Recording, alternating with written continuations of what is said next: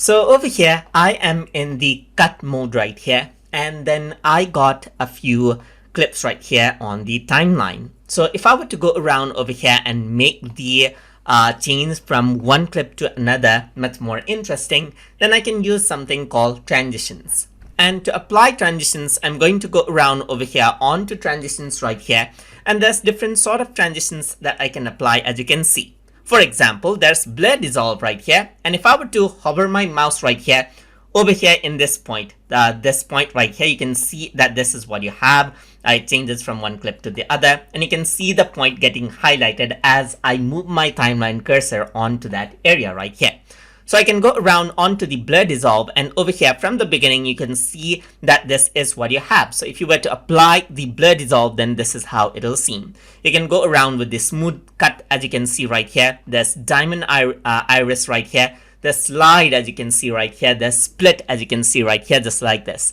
So this is what you have. So there's fusion transitions over here, just like this, that you can go around and then you can apply it, but not all of it is actually previewed out well. So some of it you just have to apply it out, and only then after that you will see it getting previewed. For example, the glitch right here, it does not actually show it out instantly, as you can see. So if I were to go around and then drag it out over here on the bottom, then what happens is that the glitch transition is applied now, as you can see, just like this. So this is what you have. Now the glitch transition has been applied over here, just like this.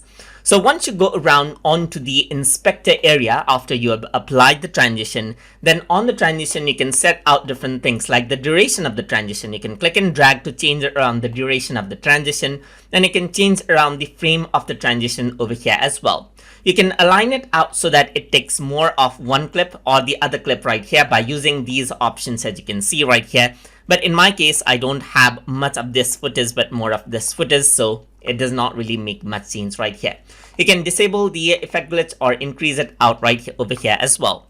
If you want to replace out a transition, then all you need to do is you can go around and click and drag around the blur right here, just like this on the top.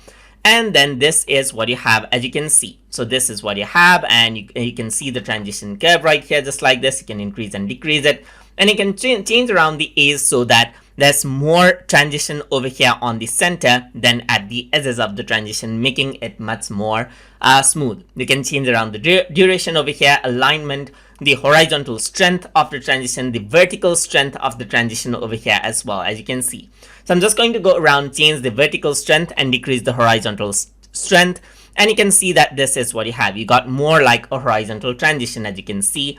And you can change around the start ratio right here, the end ratio and everything. You can go around and see the transition curve over here as well. And just like that, you can see that you have very high control over the transitions that you apply right here. So that is how you can apply our transitions in between videos inside of Davinci Resolve. So I hope you guys learned something as always. And as always, please like, comment, share, and subscribe.